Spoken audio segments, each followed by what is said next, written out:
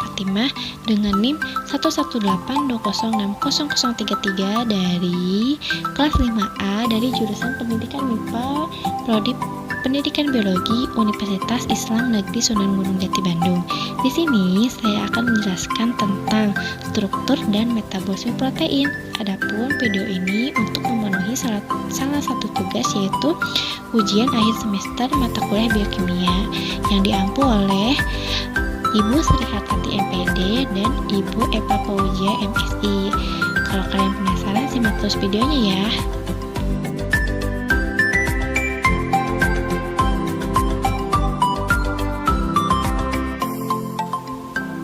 Secara operasional, protein merupakan struktur untuk menempatkan gugusan-gugusan kimia reaktif dalam pola 3 dimensi tertentu serta untuk mengatur cara pencapaiannya. Dalam kesempatan kali ini, ada 3 hal yang perlu kita pelajari.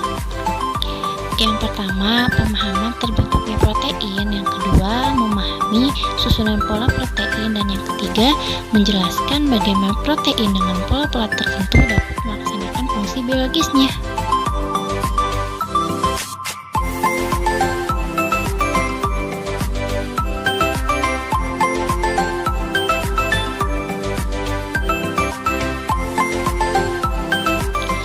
Secara garis besar, fungsi protein dalam sistem biologis dibedakan menjadi 8 fungsi. Yang pertama, sebagai biokatalis, enzim ialah katalis biologi utama dalam semua sistem kehidupan, bahkan hingga yang terkecil seperti virus.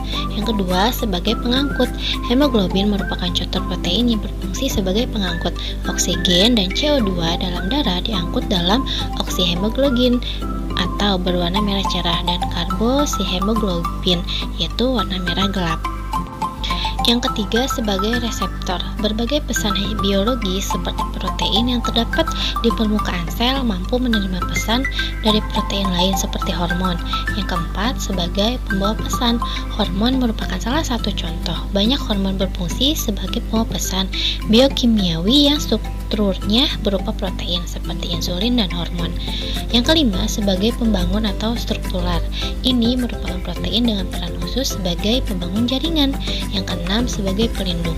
Contoh protein terdapat di saliva dan lendir-lendir tubuh yang terdapat dalam saluran cerna, saluran pernapasan, saluran urin, dan endometrium rahim. Yang ketujuh, sebagai pertahanan tubuh. Contoh molekul antibodi yang bertugas melindungi tubuh dari serangan mikroba yaitu beta-glucan, trombin sebagai pertahanan agar darah tidak banyak terbuang dari tubuh saat mengalami luka. Yang kedelapan, beraneka ragam fungsi yang sebenarnya merupakan integrasi dari fungsi-fungsi di atas. Protein dalam sel hidup terus-menerus dipengaruhi melalui proses pertukaran protein, yaitu suatu proses berkesinambungan yang terdiri atas penguraian protein yang sudah ada menjadi asam amino bebas dan resintesis selanjutnya dari asam-asam amino bebas menjadi protein. Dalam tubuh, sekitar 1-2% protein mengalami penguraian setiap harinya. Sekitar 75-80% dari asam amino yang dibebaskan akan digunakan kembali untuk sintesis protein yang baru. Nitrogen sisanya akan dikatabolisasi menjadi urea pada mamalia dan kerangka karbon bagi senyawa-senyawa amfibolik. Untuk mempertahankan kesehatan, manusia memerlukan 30-60 gram protein setiap harinya atau ekivalen dalam bentuk asam amino bebas. Secara umum, metabolisme protein dapat dilihat pada gambar berikut. Asam-asam amino yang berlebih tidak akan disimpan, tetapi diuraikan dengan cepat.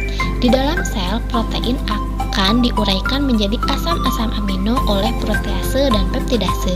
Protease intrasel akan memutus ikatan peptida internal protein sehingga terbentuk senyawa peptida. Selanjutnya oleh peptidase. Peptida tersebut akan diuraikan menjadi asam-asam amino bebas. Endopeptidase akan memutus ikatan peptida internal sehingga terbentuk peptida-peptida yang lebih pendek. Selanjutnya, amopeptidase dan karbosipeptidase akan membebaskan asam-asam amino masing-masing dalam gugus terminal N dan C pada peptida-peptida tersebut. Penguraian protein seperti yang disebutkan ini adalah untuk protein ekstrasel dan intrasel yang mana penguraiannya tidak memerlukan ATP. Dapat dilihat pada gambar berikut. Untuk protein yang berusia pendek dan yang abnormal, penguraiannya terjadi pada sitosol dan memerlukan ATP dan ubiquitin. Asam amino yang terbentuk dari katabolisme protein ini akan dimetabolisasi menjadi amonia dan kerangka karbon. Selanjutnya, kerangka karbon akan ikut dalam siklus asam sitrat atau TCA dan gluconeogenesis, sedangkan amonia akan mengalami sintesis membentuk urea dan membentuk asam amino baru. Hanya sedikit organisme yang dapat mengubah nitrogen bebas N2 menjadi senyawa biologis yang berguna seperti NH3. Oleh karenanya, organisme umumnya menggunakan nitrogen dari asam amino. Pada umumnya, asam amino dimetabolisme dari asam amino. Pada umumnya, amonia yang dihasilkan didaur ulang dan digunakan untuk bermacam-macam proses biosintesis. Kelebihannya akan dibuang sebagai urea. Kelebihan amonia yang dihasilkan oleh jaringan ekstrahepatik akan diangkut ke hepat atau dalam bentuk gugus amino untuk diubah menjadi senyawa yang bisa diekskresikan. Di dalam katabolisme ini, asam amino glutamat dan glutamin berperan penting. Gugus amino dari asam amino akan dialihkan ke alfa ketoglutamat membentuk glutamat terjadi di sitosol. Selanjutnya, glutamat akan diangkut ke mitokondria dan gugus amino dilepaskan berupa NH4. Kelebihan amonia jaringan lain akan diubah menjadi glutamin, lalu diangkut ke mitokondria hepat. Kelebihan gugus amino di jaringan otot dialihkan ke pirupat. Karenanya, pirupat berubah menjadi alanin yang selanjutnya akan dibawa ke mitokondria hepatosit untuk dilepas gugus NH4-nya.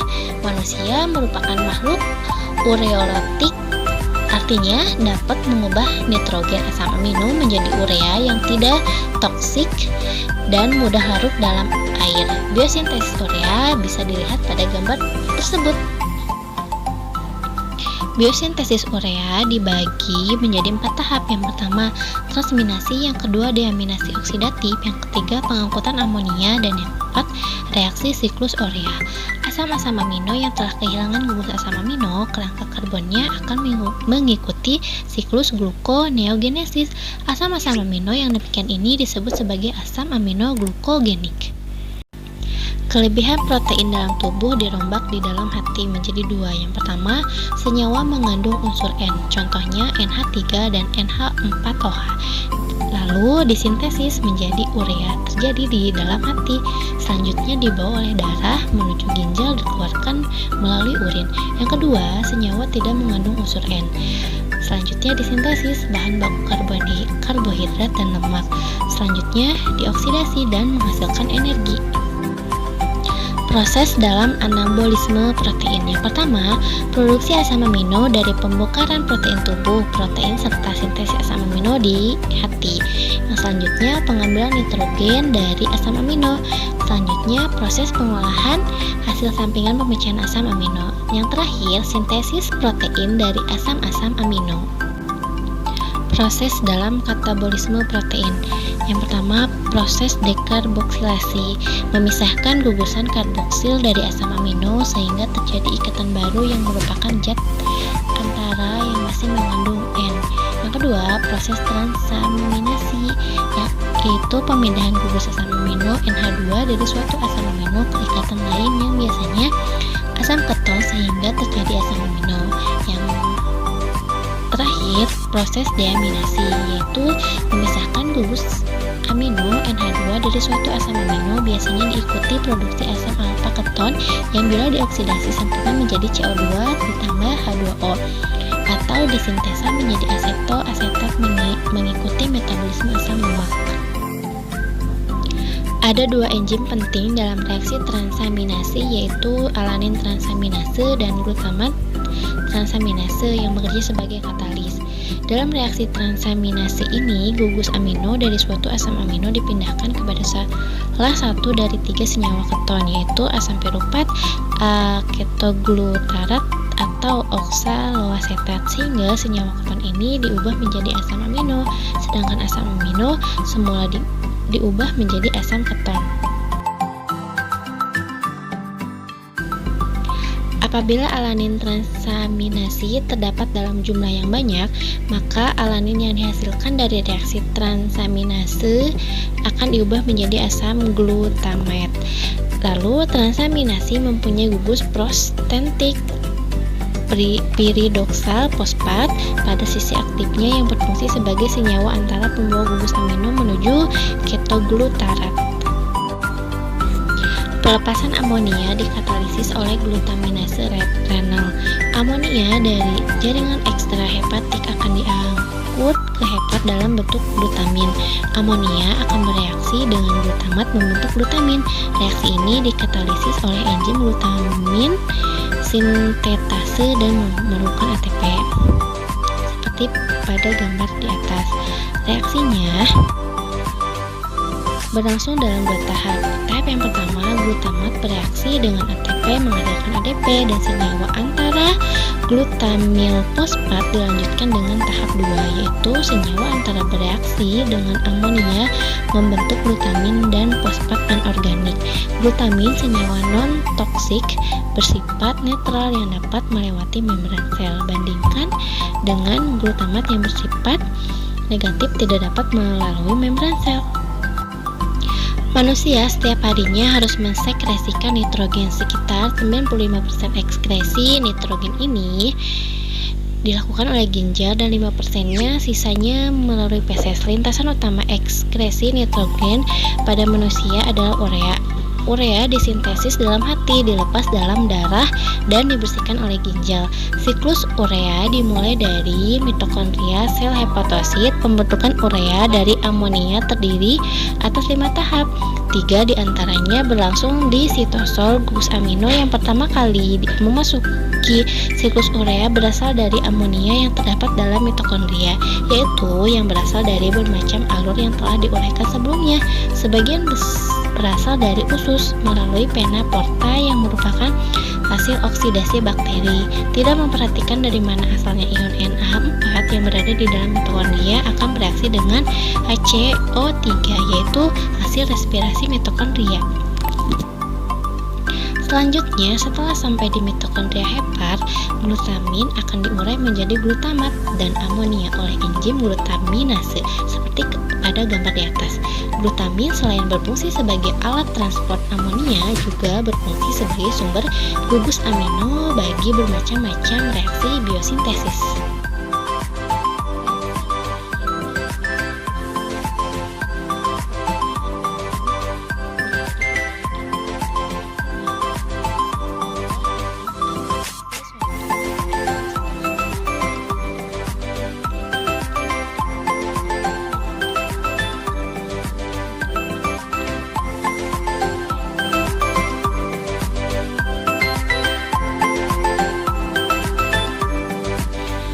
Sekian materi yang saya sampaikan. Mohon maaf bila ada kesalahan dalam pengucapan atau dalam penulisan. Sekian dari saya. Wassalamualaikum warahmatullahi wabarakatuh. Bye bye.